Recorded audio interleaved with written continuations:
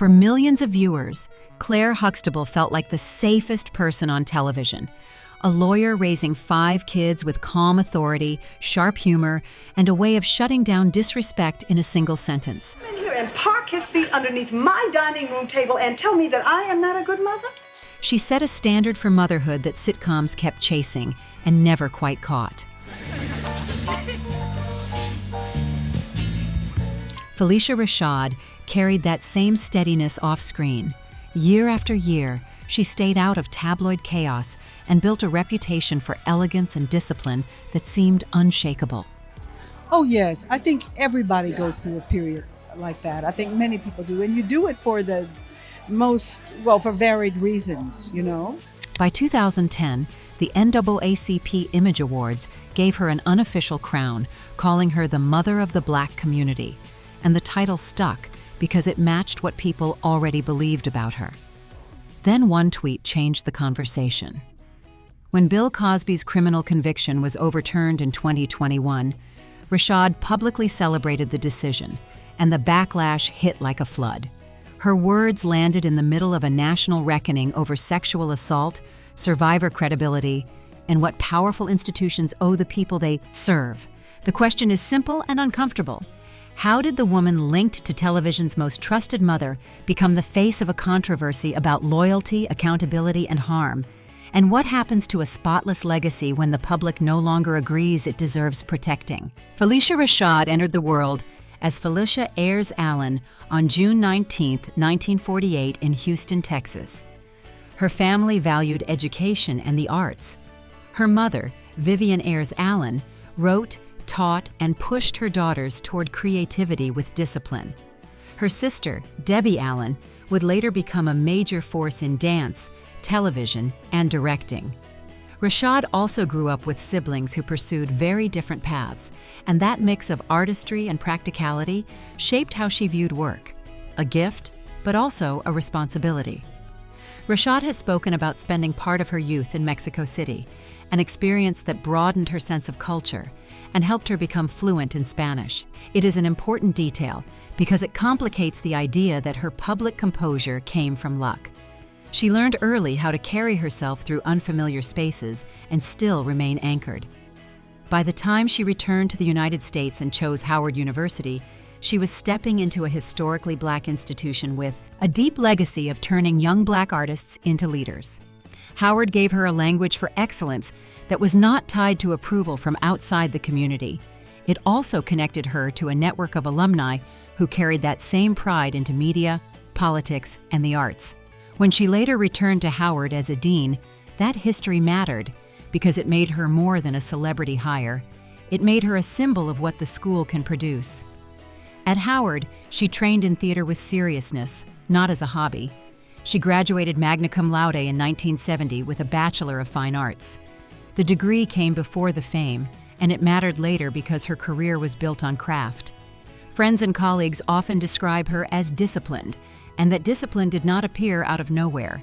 It was built in classrooms, rehearsals, and the kind of training that forces an actor to develop control and precision. New York brought the kind of career that builds quietly.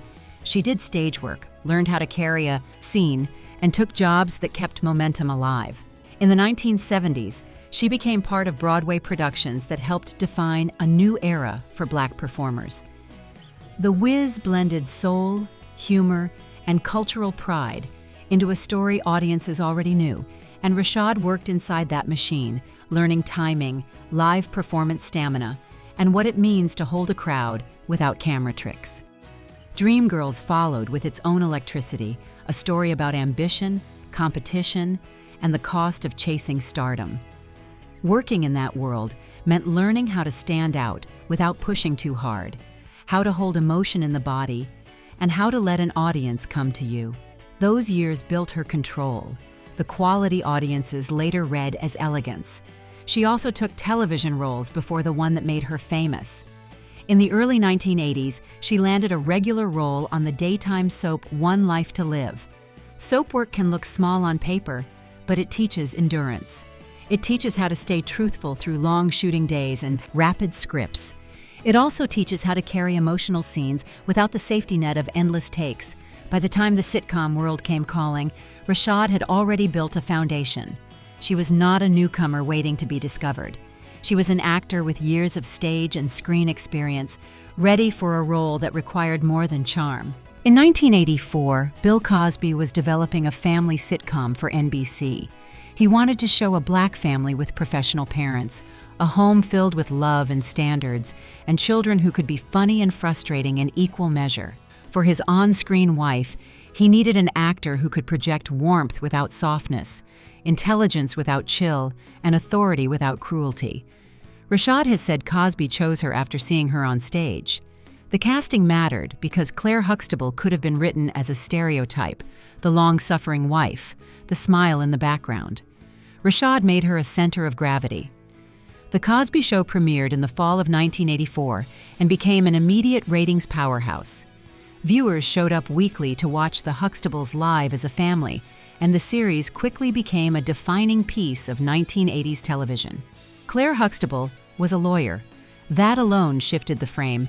She had a career that mattered, a marriage built on partnership, and a relationship with her children that mixed affection with firm expectations. When teenagers tested boundaries, Claire held the line. When men spoke disrespectfully, she corrected them with precision. She did not beg for respect. She assumed it, and the story supported her. Many viewers remember Claire's moments of sharp clarity when she laid out why respect matters and why words carry consequences. Rashad delivered those lines like conversations that came from lived experience, not like slogans. The character felt grounded. Her humor worked because it came from control, not from making herself small. Even when the show leaned into comedy, Claire's intelligence never became the joke. Rashad earned Emmy nominations for Outstanding Lead Actress in a Comedy Series for her work on the series. Recognition mattered, but the deeper impact was the way Claire entered family culture. People quoted her. People compared real mothers to her. Future television shows tried to reproduce her balance of warmth and authority, and many never got close. Off-screen, Rashad's life also became part of the public story. In 1985, she married former NFL player Ahmad Rashad and adopted the surname that would become her professional identity. The marriage ended in divorce in 2001, but the name stayed, attached to a career that had already taken on symbolic weight. She was also raising children, including a daughter, Condola Rashad, who later built her own acting career, especially on stage. When The Cosby Show ended in 1992, Rashad did not disappear. She returned to the stage and kept acting. In 1996, she reunited with Cosby for another sitcom, Cosby, again playing his wife. For audiences, the pairing reinforced a bond. Rashad and Cosby as a familiar unit. It also reinforced a reality that would matter later. Their connection was not a one-time job. It stretched across years of television work, rehearsals, promotional appearances, and the kind of familiarity that grows when two actors are paired as husband and wife in the public imagination. By the time Cosby faced scandal, she was not reacting to a distant colleague. She was reacting to someone tied to her rise. After 8 seasons as Clair Huxtable, Rashad could have stayed inside the comfort of typecasting. She did not. Theater remained her strongest home base, and the stage offered roles that let her stretch beyond sitcom motherhood. Her Broadway resume already carried weight with theater audiences. Credits like Into the Woods and Jelly's Last Jam put her in demanding rooms where timing, restraint, and authority matter more than celebrity. Long before mainstream viewers treated her like a moral icon, stage insiders knew her as an actor who could hold a story without forcing it. She was part of a tradition of stage performers whose careers unfold in rehearsals and reviews more than in tabloid headlines. In 2004, she returned to Broadway in a revival of A Raisin in the Sun and won the Tony Award for Best Actress in a play for her portrayal of Lena Younger. The win made history. She became the first Black woman to win that category. It forced a recalibration. The public might have wanted her to stay Claire forever, but theater recognized her as a serious dramatic force. She kept taking demanding work. The following year, she earned another Tony nomination for August Wilson's Gem of the Ocean, a play that requires performers to carry history, grief, and spiritual weight without melodrama. She also moved into directing on stage, including productions of Wilson's work, stepping into leadership roles that reflected how deeply she understood craft. In 2008, she appeared as Big Mama in an all-black Broadway production of Cat on a Hot Tin Roof, directed by Debbie Allen, a collaboration that showed how the sisters' careers intersected. The role demands emotional complexity, a mother who senses truth in a house built on denial, still holding the family together through force of presence alone. Years later, she won a second Tony Award, this time for Best Featured Actress in a Play for Skeleton Crew in 2022. The win mattered because it arrived decades after her first Tony, proof that her stage power remained intact well into her 70s. It also signaled something else. Controversy can exist alongside professional recognition, and awards do not automatically settle public debate. On screen, she also moved into dramatic work that expanded her image. She earned Emmy nominations for later roles, including This Is Us. She took film roles as well, including the Creed series, playing Marianne Creed, the widow who becomes a guardian figure in Adonis Creed's life. Throughout those years, Rashad maintained a public image of professionalism and self-control. She rarely fed the gossip machine. In an industry where public breakdowns become entertainment, she seemed immune. That mattered because the public had attached meaning to her: dignity, discipline, steadiness. She benefited from that meaning, and she also carried its weight. The NAACP Image Awards title in 2010 captured that relationship. Being called Mother of the Black Community was not simply applause for a character. It was an announcement of how a community had adopted her as a symbol. Symbols come with expectations. They also become fragile when the person behind them makes a public move that contradicts what the symbol stands for. By late 2014, Bill Cosby's scandal had shifted from rumor to a national reckoning. Allegations against him had existed for years, but they surged into mainstream focus, with more women speaking publicly and the press revisiting earlier claims. Over time, more than 60 women would be publicly reported as accusers, describing sexual assault or misconduct across several decades. The sheer number, combined with the similarity of the accounts, reshaped public perception and made it difficult to treat the story as a passing scandal. It became a case study in how fame, influence, and public image can delay consequences when allegations pile up. The Me Too era would soon turn what people used to whisper about into what they demanded institutions confront. The cultural blow was heavy because Cosby's public identity had been built on moral authority. Clair Huxtable was a loving doctor, a father who lectured with humor, a model of responsible masculinity on network television. For many viewers, that image had become personal, tied to childhood comfort and family memory. When those allegations grew louder, people felt a kind of whiplash. The father figure in their living rooms was being described as a predator behind closed doors. Rashad found herself in a position few actors ever face. The person who made her famous was now the center of a scandal so large it reshaped conversations about power, celebrity, and sexual violence. Many of Cosby's colleagues chose silence. Some offered careful statements. Rashad defended him. In January 2015, backlash flared after a report attributed to her the phrase, "Forget these women," aimed at Cosby's accusers. Rashad rejected that wording and said her point was being misunderstood. In later comments, she framed the situation around legacy and due process, arguing that the media was rushing to judgment and that Cosby's reputation was being destroyed before the legal process ran its course. Even with her clarification, the message landed harshly. Many people heard a defense of Cosby that centered his reputation, rather than the women making claims. At the same time, others saw her stance as a friend, defending a man she believed she knew, clinging to the version of him she experienced over decades. Both interpretations circulated, and the conflict sat there unresolved. For a while, that controversy faded. The news cycle moved. Rashad returned to work. Her reputation, built over decades, absorbed the hit without collapsing. That resilience depended on the same thing that made her powerful. The public still associated her with steady moral authority.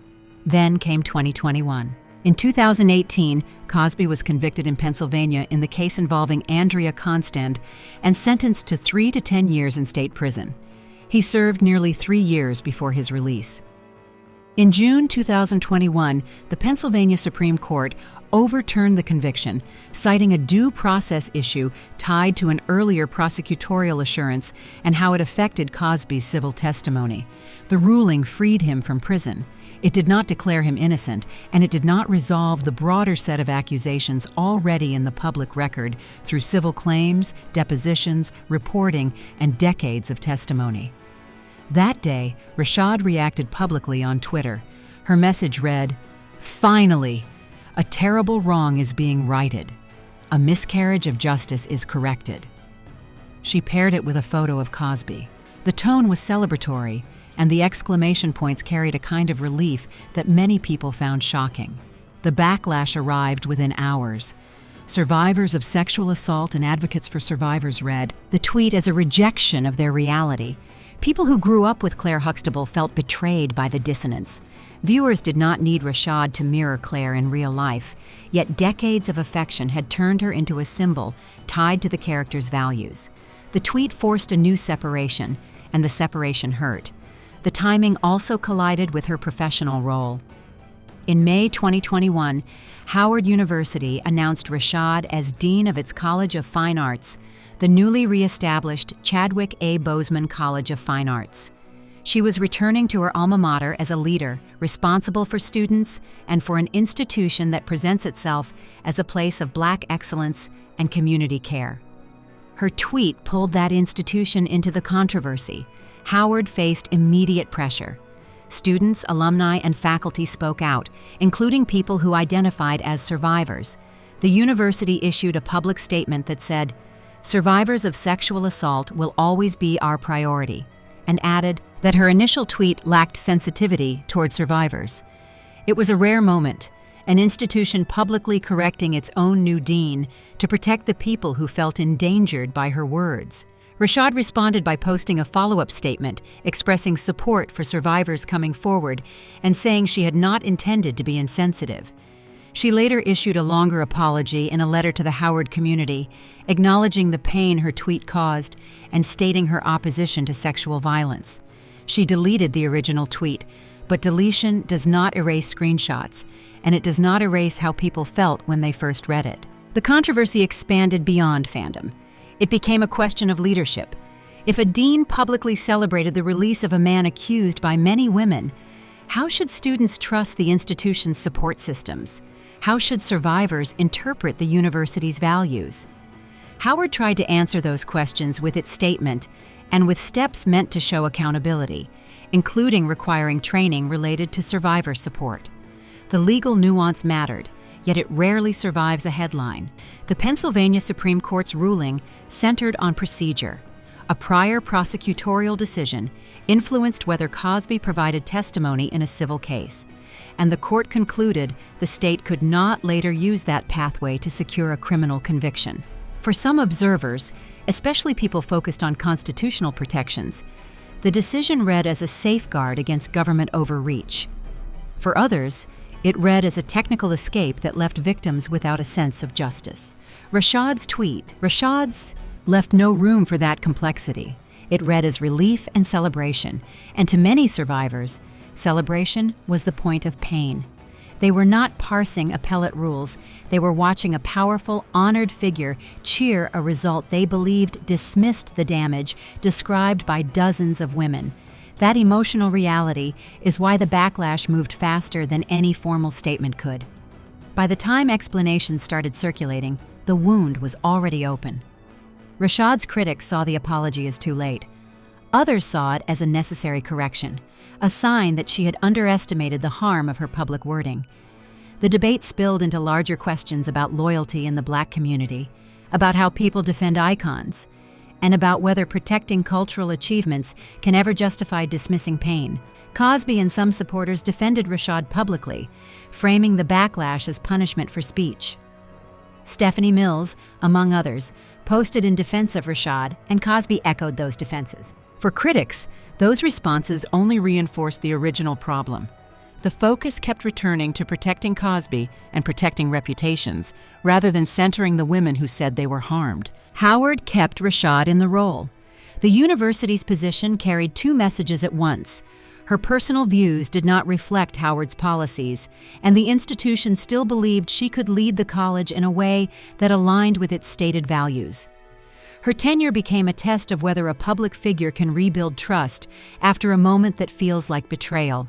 In practical terms, a dean's job includes fundraising, program building, mentorship, and administrative leadership.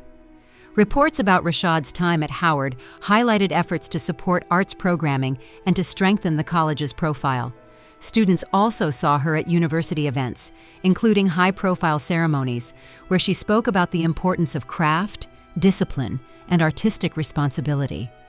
She often sounded like the teacher she had become, emphasizing preparation, respect for the work, and the idea that talent without rigor does not last. Yet controversy does not vanish because someone keeps working. It becomes a lens. Every statement, every public appearance, every decision becomes evidence for one side or the other. That is the cost of public trust once it cracks. In 2021, Howard students staged major protests over housing conditions, including concerns about mold, pests, and maintenance issues. The protest drew national attention, and it came with frustration toward an administration students felt had moved too slowly. In later coverage of Rashad's career at Howard, outlets reported that she faced criticism for suggesting that student concerns had already been addressed, a remark interpreted by critics as dismissive during a tense moment on campus.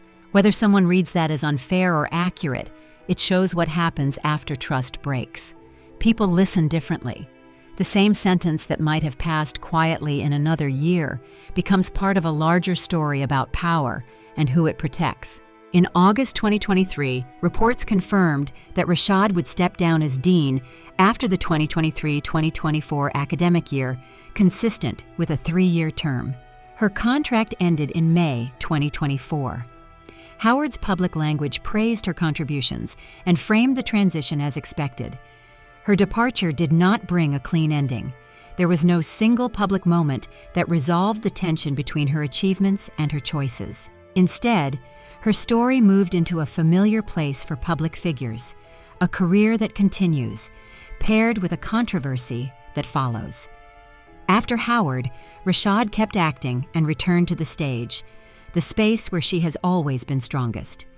Her 2022 Tony win for Skeleton Crew remains a major achievement, proof that the theater community still recognizes her skill at the highest level.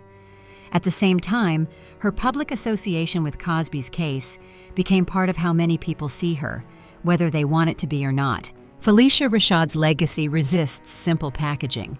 Her achievements are real and easy to verify. A groundbreaking Tony win in 2004, another Tony in 2022, Emmy-nominated television work, decades of stage and screen performances. She helped create Clair Huxtable, a character who altered television's portrayal of Black families and professional women. For many viewers, that character offered reassurance and possibility. Her controversy is also real and documented. Public statements defending Bill Cosby, including a celebratory tweet when his conviction was overturned. Those statements created pain for survivors and disappointment for fans who expected her to reflect the values associated with her most famous role. Some people will separate the art from the artist and keep Clair Huxtable as a private comfort, untouched by real-world fallout. Some will see Rashad's public choices as disqualifying, a line that rewrites how they experience her work. Many will hold both realities at once: respect for a barrier-breaking career alongside frustration over loyalty that seemed to ignore the harm described by many women. There is a final irony that keeps the story alive. Clair Huxtable taught millions of viewers that dignity includes accountability and that respect includes listening. Phylicia Rashad spent decades benefiting from that association, then spoke in a moment when listeners demanded the same standards from her. There is also a quieter consequence that rarely gets discussed. Rashad's controversy did not only shift how adults see her, it reached young artists, students, and fans who inherited Clair Huxtable as a cultural blueprint. They learned in real time that icons can disappoint and that public praise can hide private loyalties. For some, that realization produces cynicism. For others, it produces a sharper kind of discernment, admiration with boundaries, respect with questions, love without surrender. That may be the most honest takeaway because it lets people hold the work, challenge the person, and stay alert to power. In the end, her story is a reminder that character and performer share a face, then split when real life demands accountability from everyone involved. Her career continues. Her work remains in syndication, on stage, in awards history, and in people's memories.